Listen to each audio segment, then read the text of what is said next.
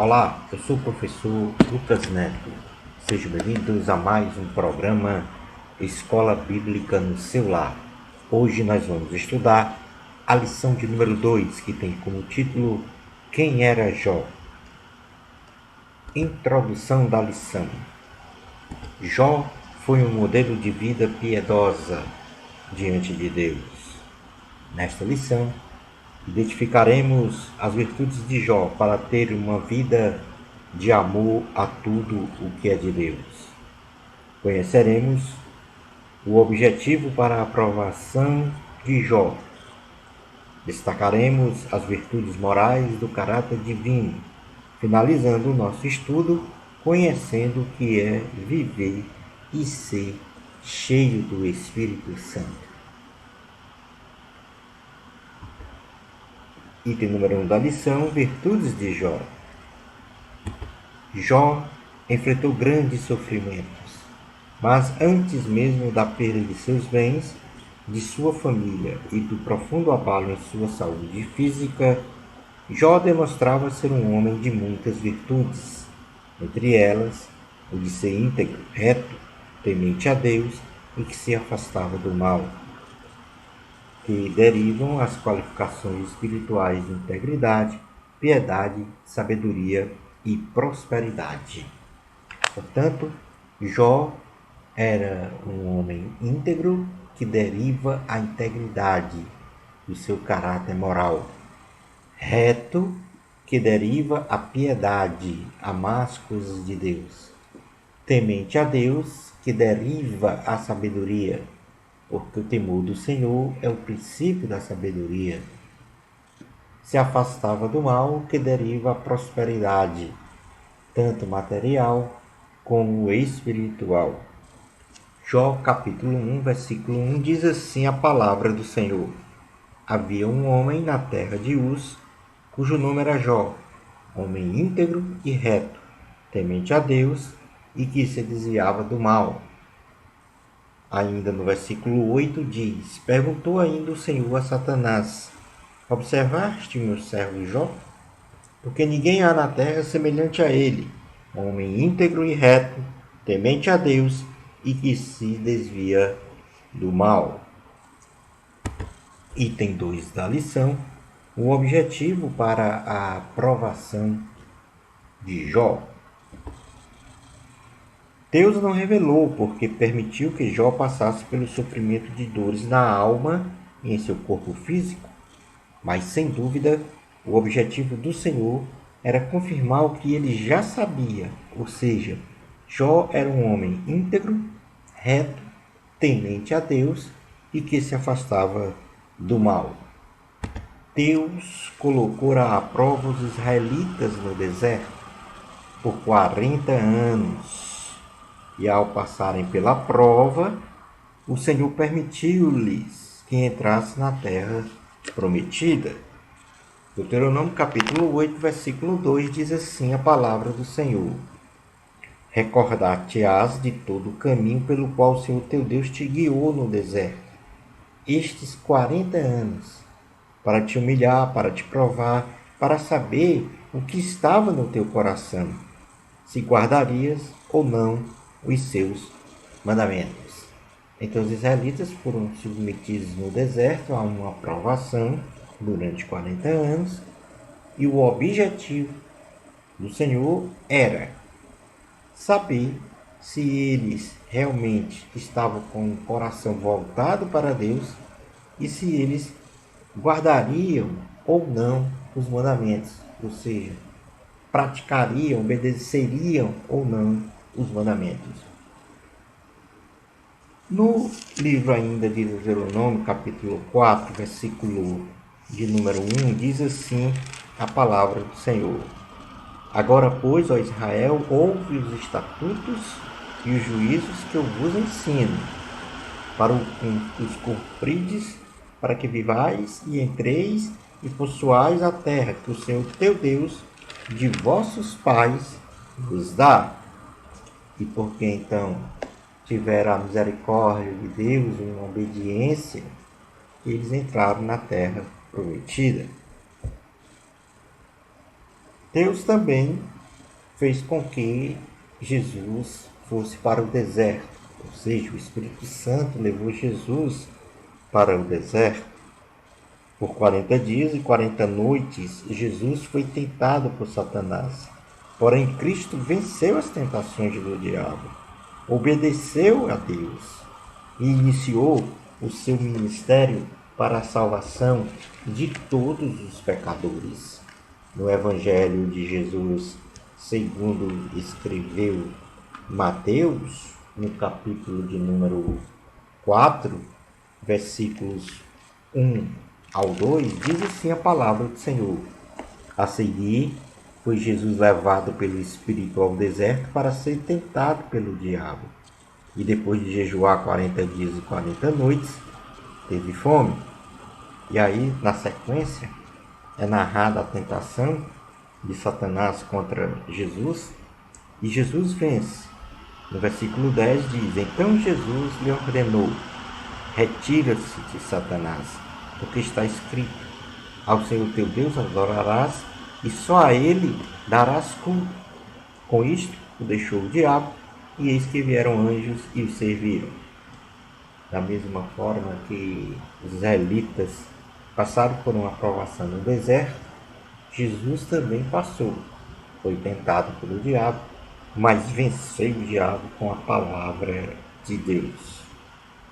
Jó também foi provado em sua integridade, em sua retidão e também no seu temor a Deus, pois ele estava num deserto espiritual, cheio de tumores malignos pelo corpo, mas não blasfemou contra o Senhor, apesar de ter declarado que Deus estava sendo injusto com ele.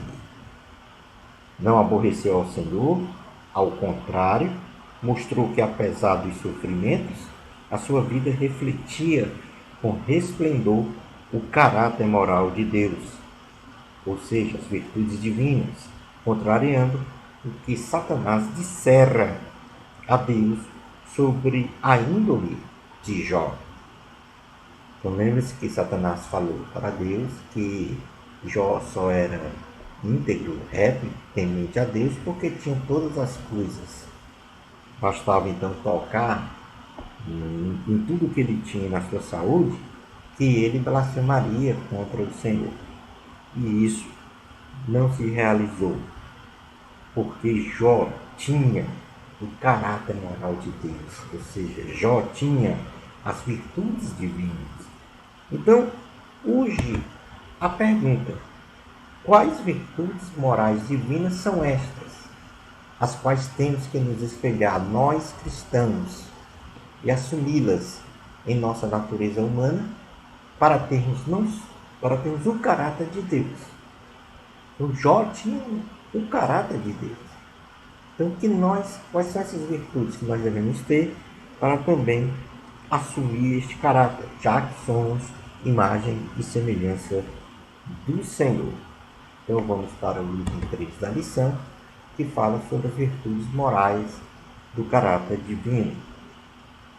Todos os cristãos devem ter uma conduta moral e espiritual que reflita a dignidade incontestável de um cidadão celestial, cuja prática supremamente é a celestial e depois terrena, mas que em ambas a pessoa de Jesus Cristo seja glorificada.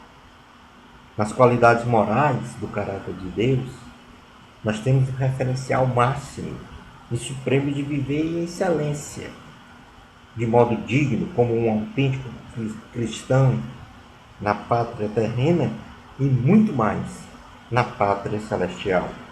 Isto nos remete a conhecermos estas qualidades para ser o nosso espelho em termos de conduta cristã.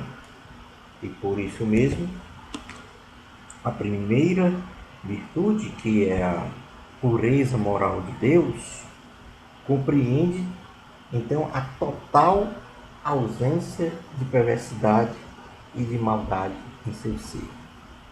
Então, o Senhor é puro e por isso ele é ausente de perversidade, de maldade. E nós, como cristãos autênticos, nós devemos também ter esta pureza, ausência de perversidade e maldade no coração. E para ter esta ausência de perversidade e maldade, uma das primeiras virtudes que compõe esta virtude geral é a santidade de Deus. Deus é santo na forma absoluta. Isto quer dizer que nele não habita nenhuma perversidade, nenhum mal e nenhum pecado. Ele é puro e cheio de bondade, sendo o Senhor, então, o perfeito modelo de caráter moral e libado que deve ser imitado, ou seja, alcançado em nossa vida moral e espiritual. E o que é ser santo? Ser santo é estar afastado do pecado, afastado do mal e consagrado a Deus. Ainda compondo esta pureza moral de Deus, além da santidade, nós temos então a retidão. E o que é a retidão? Deus confirma a sua retidão quando só age segundo e de acordo com os preceitos exarados em sua lei, ou seja, na palavra de Deus, sendo esta correta, inerrante, infalível e perfeita. Assim, Deus só faz o que é certo, demonstrando então a sua honestidade, a sua coerência entre ordenar e fazer. E isto nos alegra e nos dá a certeza de que podemos, indubitavelmente, confiar nele, depositando a nossa fé somente em Deus. Então, portanto, a retidão de Deus, ou a retidão do cristão, deve ser de realizar o que é correto e tendo como referência a palavra de Deus. Além da santidade e da retidão, o que caracteriza a pureza moral de Deus é a justiça de Deus. Deus, em sua retidão pessoal, age segundo o que é certo. E no aspecto de sua justiça, Deus quer que a sua criação, no caso, o homem, age segundo o seu padrão moral. E se isto não for obedecido, Deus aplica a sua justiça na forma de juízo, conforme a sua lei intrínseca a ele mesmo, punindo ou galardoando o agente sem qualquer tolerância, proteção ou parcialidade. Portanto, aí estão a primeira característica ou a virtude do caráter de Deus é a pureza moral. E esta se compõe de santidade, ou seja, se afastar do mal, se afastar do pecado, se consagrar a Deus. Segundo, essa pureza moral é composta de retidão, fazer o que é certo, segundo a referência que é a palavra de Deus.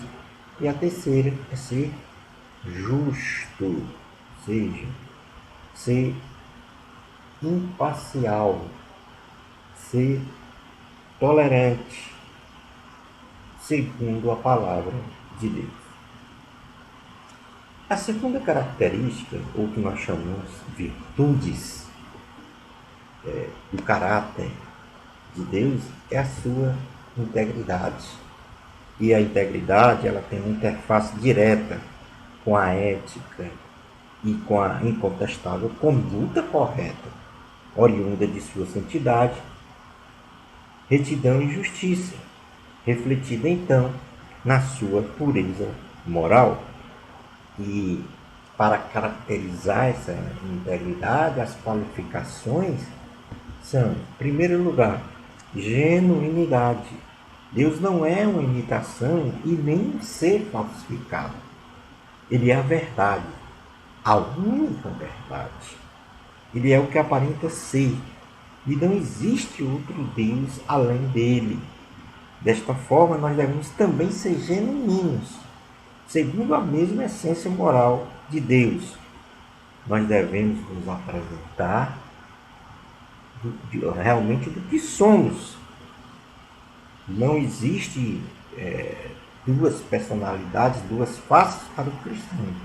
Ele deve se apresentar na verdade.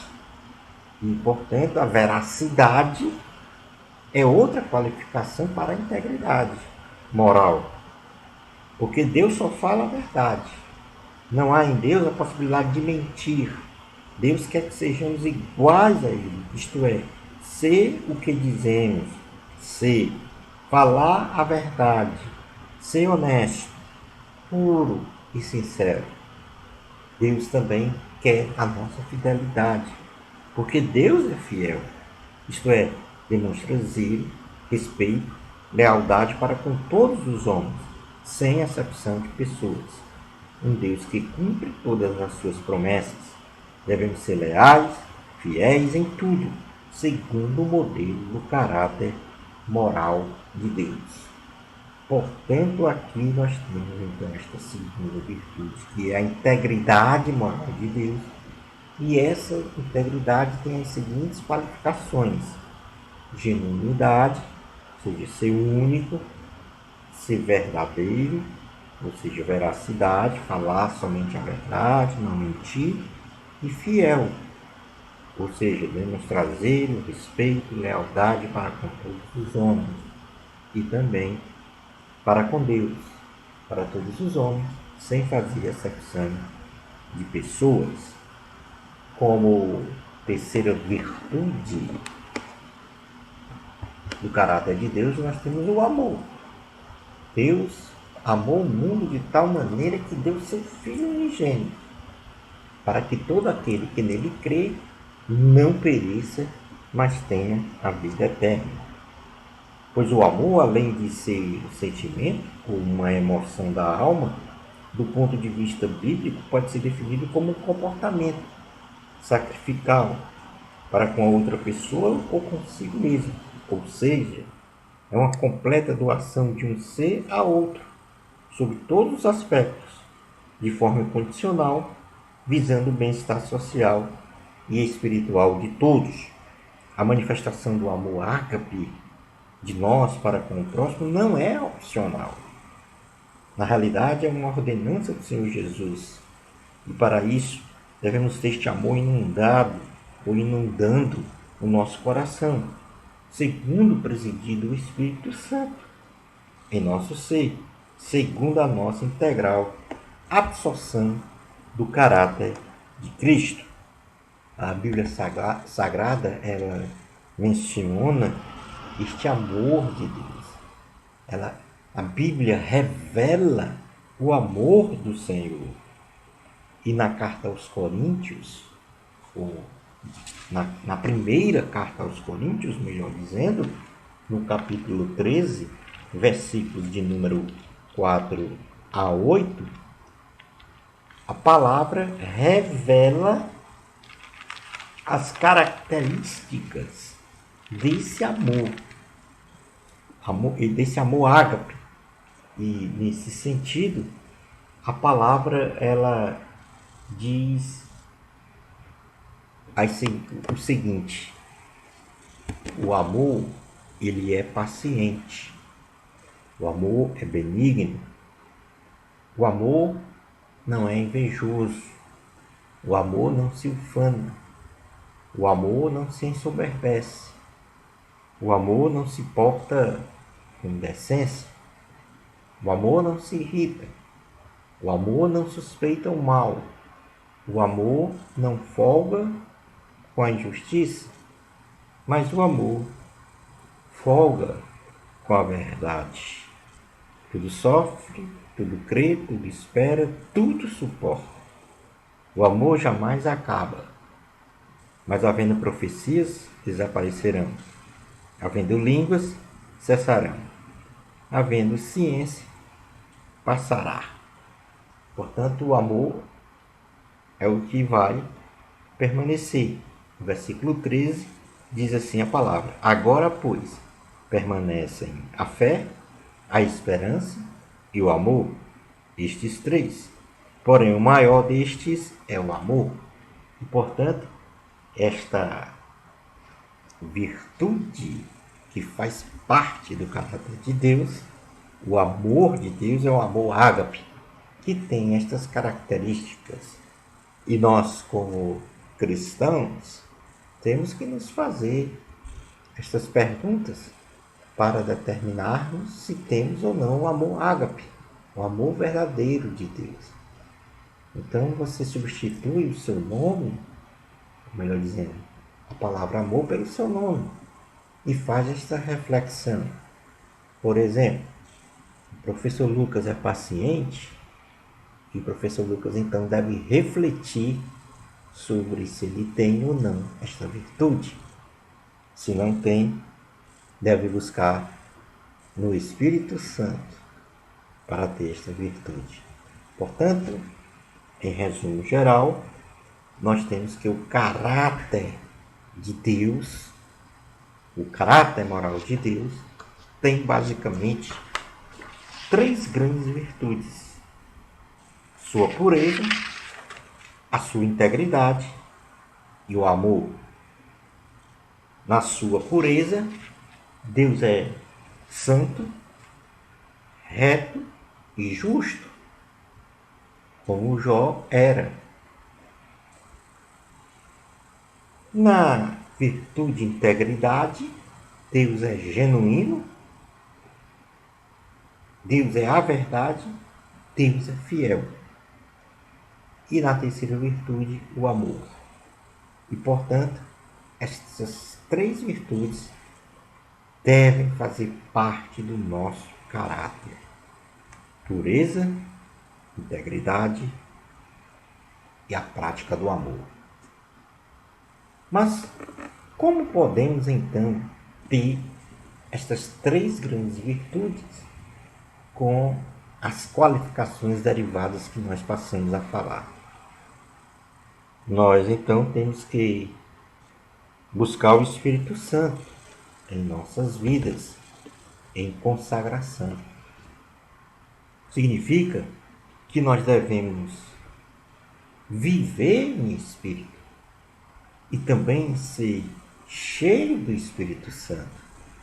E o que é então viver em espírito e ser cheio do Espírito Santo, já que são coisas diferenciadas. O nosso corpo é templo e habitação do Espírito Santo. E, portanto, Deus mora em nosso ser. O Espírito Santo está dentro de nós. E por isso jamais devemos permitir que o nosso corpo seja profanado pelas imundícies do pecado, porque a luz não se mistura com as trevas.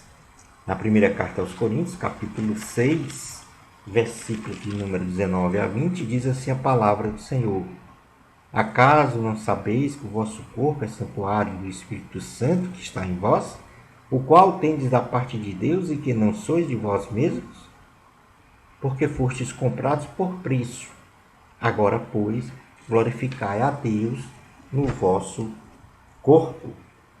A Bíblia Sagrada apresenta virtudes ou qualidades inerentes a uma pessoa que vive em espírito, classificando-as como pessoas que podem se relacionar com o seu próximo e com Deus. Estas 9 virtudes estão tipificadas no chamado fruto do Espírito, que são amor, alegria, paciência, benignidade, bondade, fidelidade, mansidão e domínio próprio. Na carta aos Gálatas, capítulo 5, versículo 22 ao 23, aliás, vamos ler 22 ao 23, diz assim a palavra do Senhor: mas o fruto do Espírito é amor, alegria, paz, longanimidade, benignidade, bondade, fidelidade, mansidão, domínio próprio. Contra estas coisas não há lei. Então, para termos o caráter moral de Deus, na base daquelas três virtudes, pureza moral, integridade e o amor, nós precisamos do Espírito Santo. Buscar o Espírito Santo, se consagrar ao Espírito Santo, para a partir destas virtudes do fruto do Espírito, que são 9, tê-las integralmente. Ou seja, o Espírito Santo vai trabalhar em nosso ser para que nós venhamos a amar, a ser alegres, a ter paz, paciência, benignidade, bondade, fidelidade, mansidão e domínio próprio.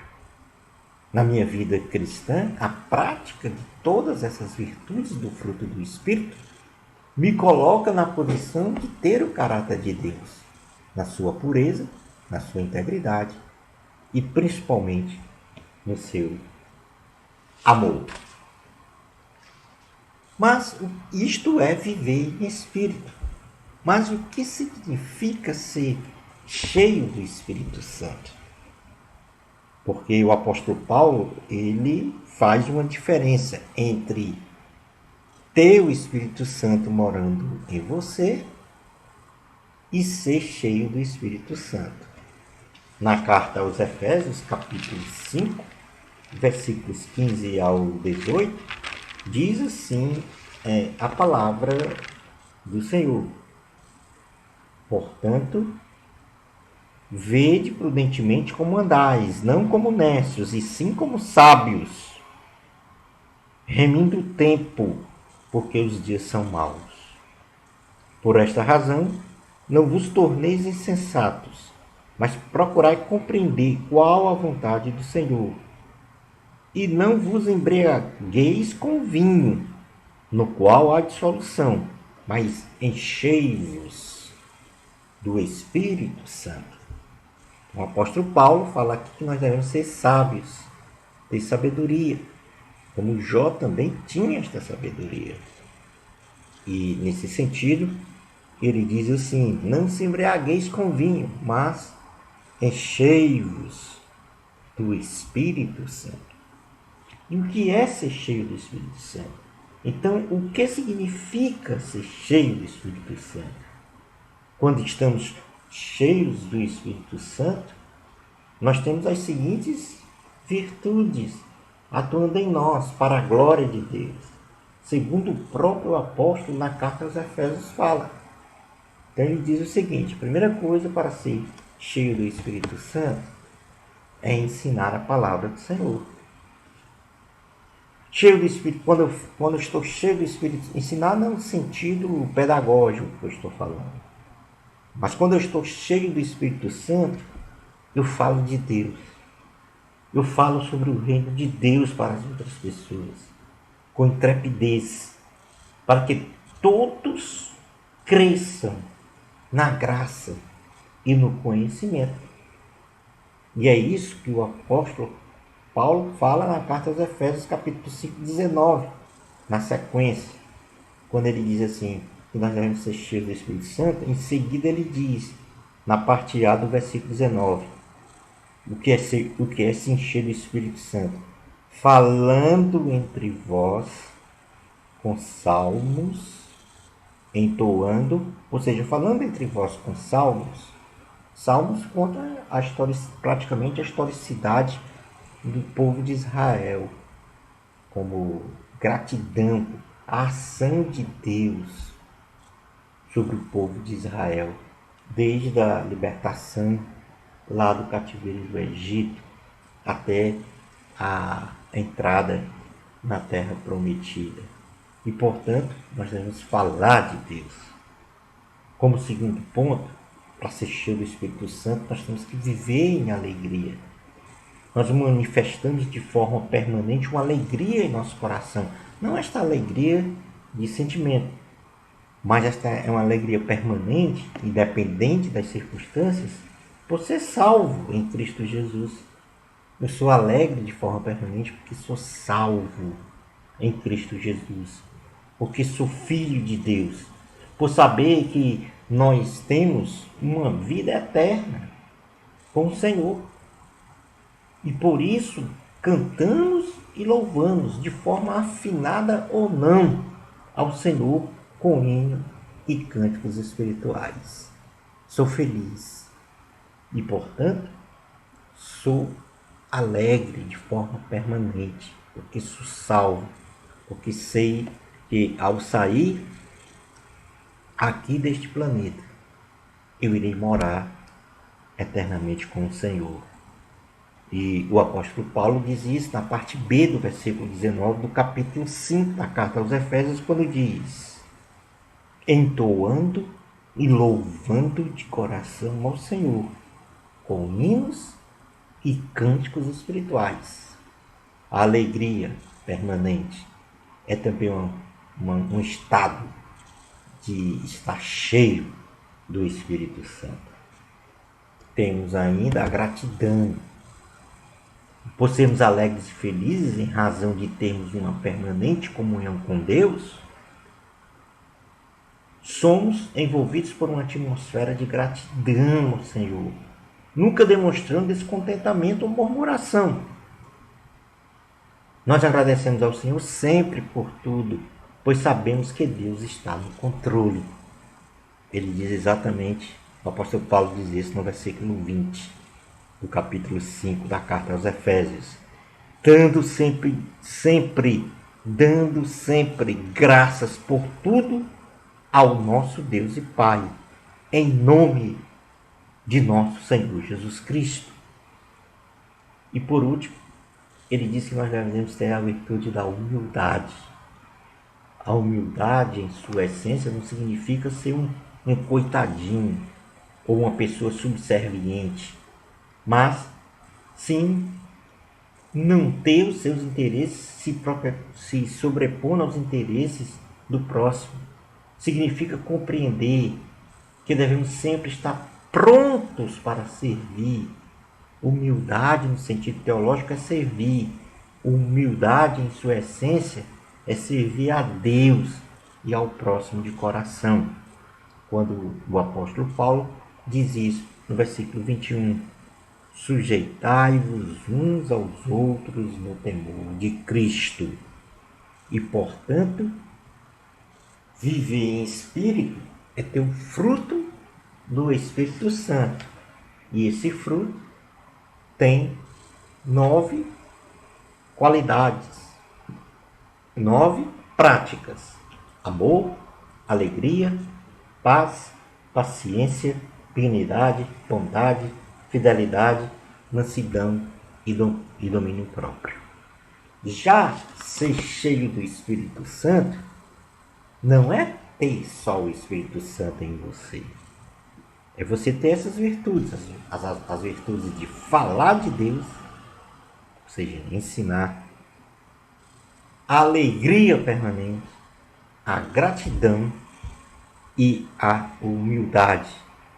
Então, quando você vive em espírito, está cheio do Espírito Santo, aí você tem um caráter de Deus em sua pureza, na virtude da pureza, da integridade e do amor. Jó era íntegro, reto, temente a Deus e se afastava do mal, porque tinha estas qualificações. Tinha uma comunhão plena com Deus. Jó realizava sacrifícios, adorava o Senhor, porque ele tinha o Espírito Santo e era cheio do Espírito Santo. E por isso, ele assumiu essa essência, essa natureza de Deus, o caráter de Deus, de ser puro, íntegro e de amar as coisas de Deus e ter o amor de Deus em seu ser. Concluindo então a nossa aula de hoje, somente com a presença do Espírito Santo em nossos corações, somente com as nossas vidas totalmente dependentes e presididas pelo Espírito Santo, é que podemos solidificar o caráter moral de Deus em nós. Sejamos íntegros, retos, temente a Deus e que se afasta do mal, sempre assim como foi Jó. Bênçãos especiais de Jesus para você. Amor a Cristo. A glória é de Deus. Até ao nosso próximo programa Escola Bíblica no seu lar, se Deus permitir.